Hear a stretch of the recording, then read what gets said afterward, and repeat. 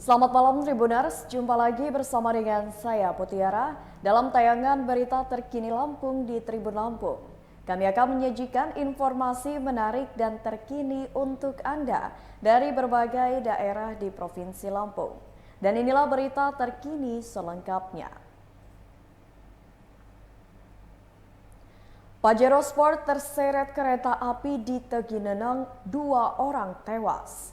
2 orang meninggal dunia dan 2 orang lainnya mengalami luka akibat mobil Pajero Sport terseret kereta api di perlintasan tanpa palang di Desa Gedung Gumanti, Kecamatan Tegineneng, Pesawaran pada Rabu 14 September 2022 sekira pukul 7:08 waktu Indonesia Barat.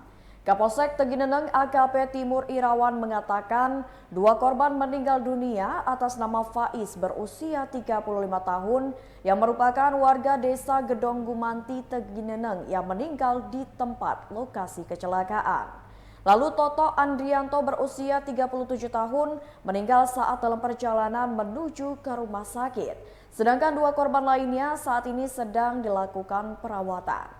Kedua korban itu adalah Umi Sanah berusia 32 tahun, saat ini dilakukan perawatan intensif karena dalam keadaan kritis. Sedangkan korban Ainun yang masih berusia 6 tahun dilakukan perawatan di puskesmas karena mengalami luka ringan.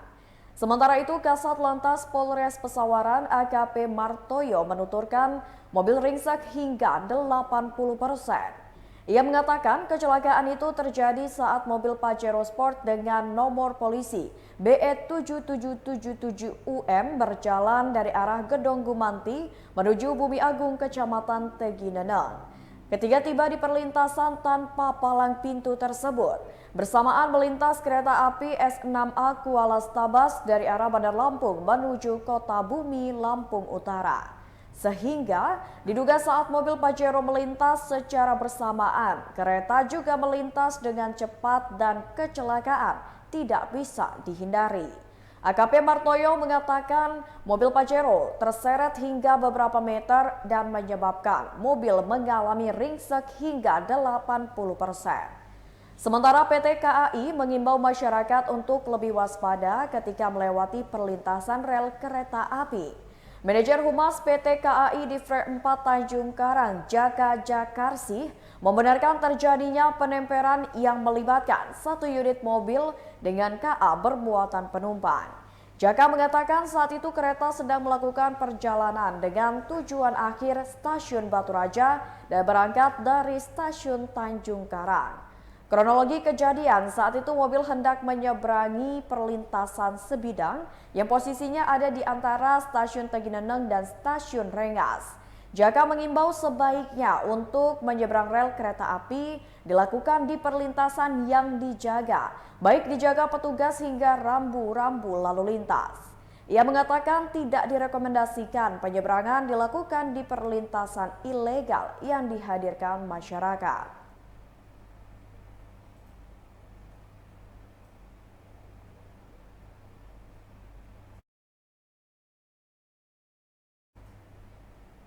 Berita selanjutnya, miliki 2 senpi dan 2 kilogram ganja seorang debt collector diciduk polisi. Tim anti bandit atau TK Polresta Bandar Lampung berhasil mengamankan Ali, warga Pekon Ampai Keteguhan, Teluk Betung Timur, Bandar Lampung. Kapolresta Bandar Lampung Kombes Pol Ino Haryanto saat konferensi pers pada Rabu 14 September 2022 mengatakan Ali ditangkap atas kepemilikan 2 pistol dan 2 kilogram ganja yang dibagi dalam 10 bungkus paket ganja. Senjata tersebut berupa softgun jenis Beretta hitam serta 1 puncuk senapan angin laras pendek berwarna hitam yang sudah dimodifikasi menggunakan peluru tajam. Selain itu, polisi juga mengamankan 45 butir amunisi peluru tajam dan 60 peluru hampa. Lalu ada juga 50 butir senapan angin dan 170 butir gotri untuk airsoft gun. Kombes Pol Ino Haryanto mengatakan, penindakan yang dilakukan berawal dari informasi yang diberikan masyarakat bahwa ada seseorang yang selalu membawa senjata api dan sering hilir mudik. Dan informasi tersebut dikembangkan serta dilakukan penyelidikan dan hasilnya betul informasi tersebut. Dan saat dilakukan penggeledahan di rumah Ali pada 7 September lalu, ditemukan semua barang bukti tersebut. Menurut Kapolresta, 2 pistol yang dimiliki Ali digunakan untuk menakut-nakuti orang serta untuk menjaga diri. Sebab Ali bekerja sebagai seorang debt collector untuk menagih utang debitur yang menunggak. Ali mengaku membeli pistol sejak 2019 di salah satu kabupaten di Lampung seharga 3,5 juta rupiah per unitnya. Saat ditanya apakah pistol tersebut pernah digunakan, ia mengatakan tidak pernah digunakannya dan hanya disimpannya di rumah. Sedangkan terkait dengan ganja, ia mengatakan didapatkan dari keponakannya. Lalu akan dijual dengan harga Rp300.000 per bungkus dan hingga kini belum pernah terjual.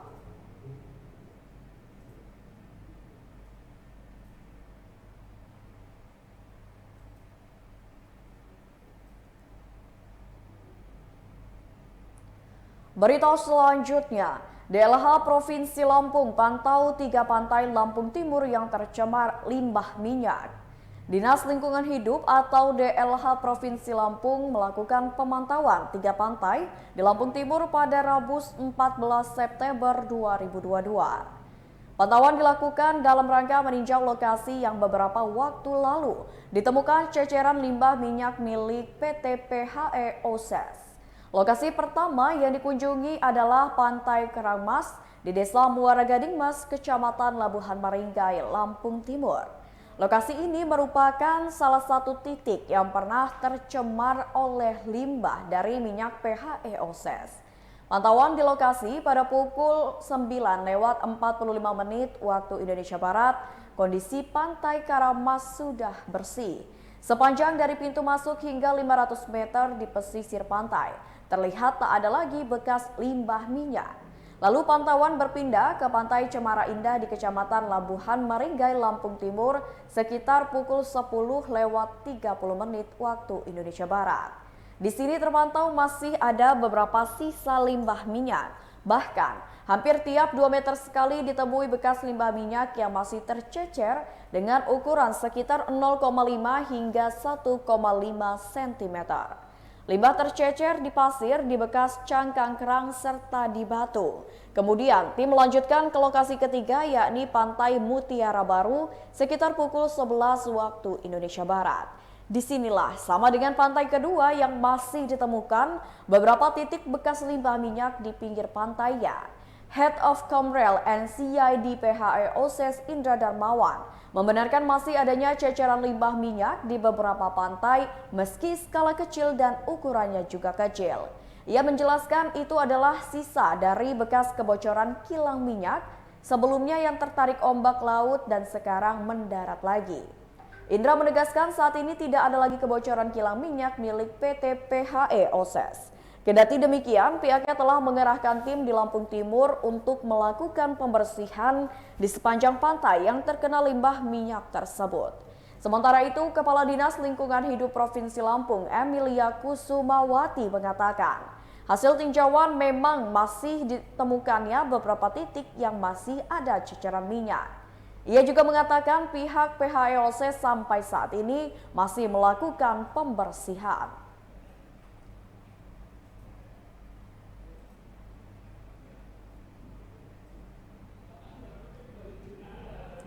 Berita selanjutnya, sempat kabur Polres Lampung Utara berhasil tangkap pemilik gudang penimbun BBM.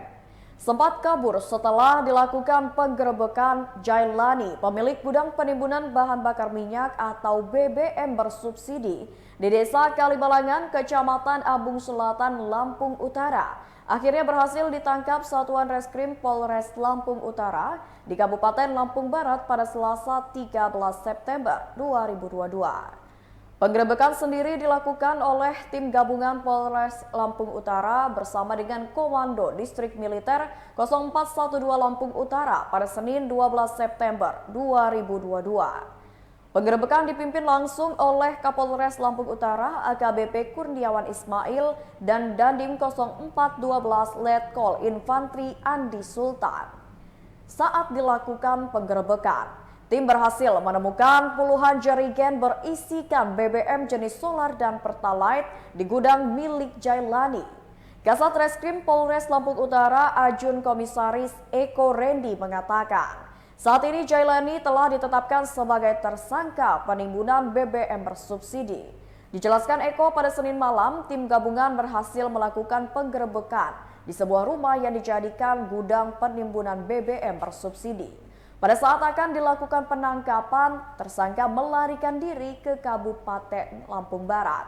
Dan pada Selasa kemarin, pelaku akhirnya berhasil ditangkap.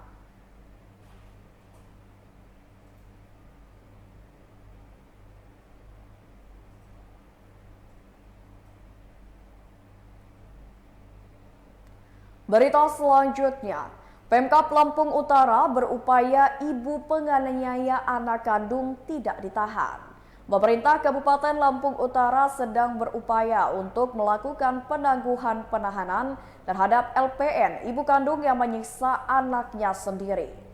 Hal tersebut dikemukakan oleh Ketua TPPKK Lampung Utara Endah Sulastri saat meninjau anak pelaku yang kini dititipkan di Panti Asuhan Nurul Mutakin Wonogiri, Kota Bumi, Lampung Utara pada Selasa 13 September 2022. Menurut Endah, pihaknya sudah membuat surat permohonan agar LPN tidak masuk penjara. Ia juga mengatakan saat ini kondisi anak pelaku dalam keadaan baik dan sehat. Meskipun begitu, seorang anak mempunyai naluri untuk dekat dengan orang tuanya. Atas dasar itulah, pihaknya terus berupaya agar LPN tidak terjerat hukum. Di waktu yang sama, Yayasan Wiyataguna Bandung datang untuk menjenguk anak dari LPN.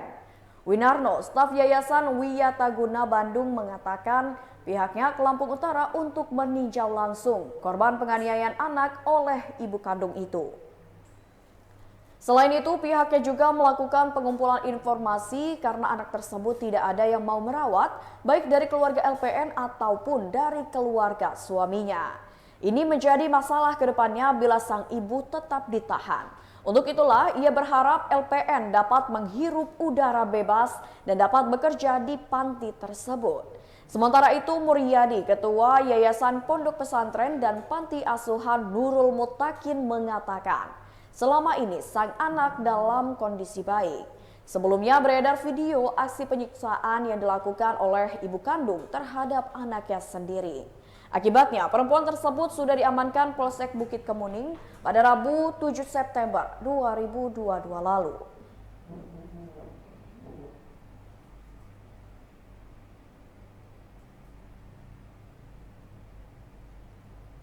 Berita selanjutnya, Galeri 24 berikan hadiah untuk pembelian logam mulia dan perhiasan. Galeri 24 memberikan promo untuk pelanggan Galeri 24. Manajer Distro Galeri 24 Teluk Betung Ediman mengatakan promo ini berupa pemberian hadiah menarik. Adapun hadiah menarik itu diberikan untuk pelanggan yang membeli logam mulia atau perhiasan di Galeri 24 dalam jumlah gram tertentu. Menurut Ediman, pada Rabu 14 September 2022, hadiah menarik diberikan sebagai bentuk apresiasi Galeri 24 kepada pelanggan Galeri 24. Selain itu, Galeri 24 juga memberikan harga lebih murah untuk pelanggan yang membeli produk logam mulia yang diproduksi Galeri 24 dan perhiasan. Untuk logam mulia produksi Galeri 24 harganya lebih murah, yakni Rp30 hingga Rp40.000 per gram dibandingkan dengan vendor lainnya. Sedangkan untuk perhiasan harganya lebih murah Rp20.000 per gram. Berbicara mengenai logam mulia produksi Galeri 24, logam mulia ini sudah ada di Galeri 24 sejak tahun 2019 lalu. Awalnya logam mulia ini hanya ada ukuran 0,5 sampai 100 gram. Namun kini logam mulia ini juga tersedia ukuran 250 gram hingga 1 kilogram. Masing-masing logam mulia ini ditaruh dalam kemasan yang cantik dan juga menarik. Sementara itu untuk perhiasan di sini tersedia lengkap seperti anting, gelang, cincin dan juga kalung. Pelanggan tidak perlu khawatir ketika membeli logam mulia maupun perhiasan di Galeri 24 sebab terjamin kualitas dan keasliannya. Harga buyback lebih kompetitif, ada layanan after sales dan outlet Galeri 24 tersebar di seluruh Indonesia. Layanan after sales itu salah satunya adalah pelanggan bisa mendapatkan update harga logam mulia setiap harinya. Selain logam mulia, di Galeri 24 juga terdapat berlian berbagai ukuran dengan harga yang kompetitif.